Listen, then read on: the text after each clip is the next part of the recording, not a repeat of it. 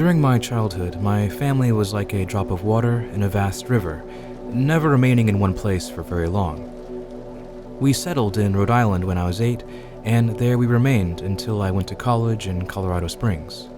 Most of my memories are rooted in Rhode Island, but there are fragments in the attic of my brain which belong to the various homes we had lived in when I was much younger. Most of these memories are unclear and pointless, chasing after another kid in the backyard of a house in North Carolina, trying to build a raft to float on the creek behind the apartment we rented in Pennsylvania, and so on. But there is one set of memories which remains as clear as glass, as though they were just made yesterday. I often wonder whether these memories are simply lucid dreams, produced by the long sickness I experienced that spring, but in my heart, I know they are real. We were living in a house just outside the bustling metropolis of New Vineyard, Maine, population 643. It was a large structure, especially for a family of 3. There were a number of rooms that I didn't see in the 5 months we resided there. In some ways, it was a waste of space, but it was the only house on the market at the time, at least within an hour's commute to my father's place of work. The day after my 5th birthday, which was attended by my parents alone, I came down with a fever. The doctor said I had mononucleosis, which meant no rough play and probably more fever for at least another 3 weeks. It was horrible timing to be bedridden. We were in the process of packing our things to move to Pennsylvania, and most of my things were already packed away in boxes, leaving my room barren. My mother brought me ginger ale and books several times a day, and these served the function of being my primary form of entertainment for the next few weeks. Boredom always loomed just around the corner, waiting to rear its ugly head and compound my misery. I don't exactly recall how I met Mr. Widemouth. I think it was about a week after I was diagnosed with mono. My first memory of the small creature was asking him if he had a name. He told me to call him Mr. Widemouth, because his mouth was indeed large. In fact, everything about him was large in comparison to his body, his head, his eyes, his crooked ears, but his mouth was by far the largest. "You kind of look like a Furby," I said as he flipped through one of my books. Mr. Widemouth stopped and gave me a puzzled look. "Furby? What's a Furby?" he asked. I shrugged. "You know, the toy, the little robot with the big ears. You can pet them and feed them, almost like a real pet." "Oh." Mr. Widemouth resumed his activity. "You don't need one of those. They aren't the same as having a real friend." I remember Mr. Widemouth disappearing every time my mother stopped by to check in on me.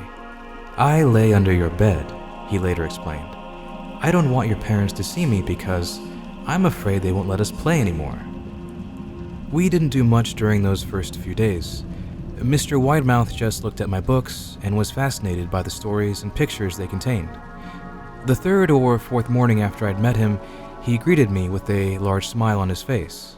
"I have a new game we can play," he said.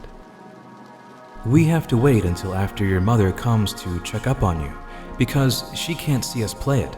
It's a secret game." After my mother delivered more books and soda at the usual time, Mr. Widemouth slipped out from under my bed and tugged on my hand. "We have to go to the room at the end of this hallway," he said. I objected at first, as my parents had forbidden me to leave my bed without their permission, but Mr. Widemouth persisted until I gave in.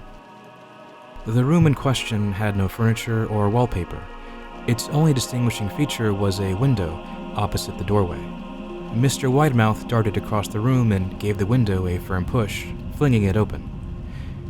He then beckoned me to look out the window at the ground below. We were on the 2nd story of the house, but it was on a hill, and from this angle, the drop was farther than 2 stories due to the incline. "I like to play pretend up here," Mr. Widemouth explained. "I pretend that there's a big, soft trampoline below this window, and I jump. If you pretend hard enough, you bounce back up like a feather. I want you to try." I was a 5-year-old with a fever, so only a hint of skepticism darted through my thoughts as I looked down and considered the possibility. "It's a long drop," I said. "But that's all a part of the fun. It wouldn't be fun if it was only a short drop. If it were that way, you may as well just bounce on a real trampoline. I toyed with the idea, picturing myself falling through the thin air, only to bounce back to the window on something unseen by human eyes. But the realist in me prevailed.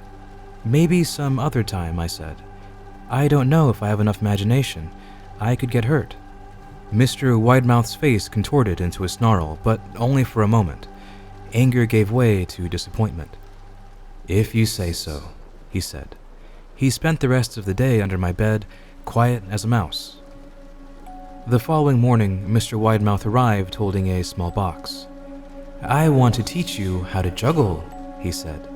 Here are some things you could use to practice before I start giving you lessons. I looked in the box. It was full of knives. My parents will kill me, I shouted, horrified that Mr. Widemouth had brought knives into my room, objects that my parents would never allow me to touch. I'll be spanked and grounded for a year. Mr. Widemouth frowned. It's fun to juggle with these. I want you to try it. I pushed the box away. I can't. I'll get in trouble. Knives aren't safe to just throw in the air. Mr. Widemouth's frown deepened into a scowl. He took the box of knives and slid under my bed, remaining there for the rest of the day. I began to wonder how often he was under me. I began having trouble sleeping after that. Mr. Widemouth often woke me up at night, saying he put a real trampoline under the window, a big one that I couldn't see in the dark. I always declined and tried to go back to sleep, but Mr. Widemouth persisted. Sometimes he stayed up by my side until early in the morning, encouraging me to jump. He wasn't so fun to play with anymore. My mother came to me one morning and told me I had permission to walk around outside. She thought the fresh air could be good for me, especially after being confined to my room for so long. Ecstatic, I put on my sneakers and trotted out to the back porch, yearning for the feeling of the sun on my face. Mr. Widemouth was waiting for me. I have something I want you to see, he said.